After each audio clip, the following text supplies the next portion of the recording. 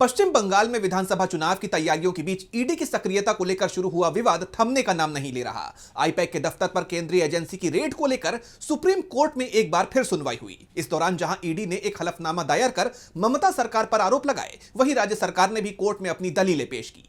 तो क्या कुछ हुआ कोर्ट में इस सुनवाई के दौरान, आइए जानते हैं इस रिपोर्ट में। पश्चिम बंगाल में पॉलिटिकल कंसल्टेंसी आईपैक के दफ्तर पर हुई ईडी की छापेमारी से जुड़ी याचिका पर सुप्रीम कोर्ट में अहम सुनवाई हुई। इस दौरान ममता सरकार ने अपनी दलीलें पेश करते हुए मोदी सरकार पर गंभीर आरोप लगाए। उनकी तरफ से पेश वकील सिद्धार्थ लूथरा ने कहा कि केंद्र सरकार ईडी का उन राज्यों में हथियार के तौर पर इस्तेमाल कर रहा है जहां विपक्ष की सरकार है। इस पर ईडी की तरफ से पेश additional solicitor general SV Raju ने उल्टे राज्य सरकार पर ही आरोप मढ़ दिए। उन्होंने कहा कि नहीं, एजेंसी को हथियारबंद नहीं किया गया है, बल्कि एजेंसी को ही आतंकित किया गया है।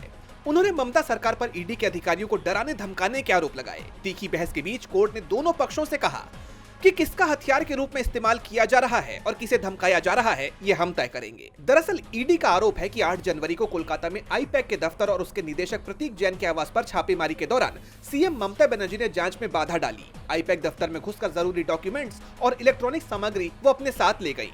आप जानते हैं कि आईपैक ममता बनर्जी की पार्टी टीएमसी का चुनावी कैंपेन तैयार करती है। ऐसे में चुनावी तैयारियों के बीच ईडी की इस छापेमारी पर सीएम ममता बनर्जी ने सवाल उठाए हैं। मामले में ईडी ने सुप्रीम कोर्ट में एक हलफनामा भी दाखिल किया है और राज्य में कानूनहीनता का दावा करते हुए पूरे मामले की जांच सीबीआई को सौंपने की गुहार लगाई है। कोर्ट में इस बहस के बाद सुनवाई 1 महीने के लिए स्थगित कर दी गई है। अब इस याचिका पर अगली सुनवाई 18 मार्च को होगी। डीबी लाइव की रिपोर्ट।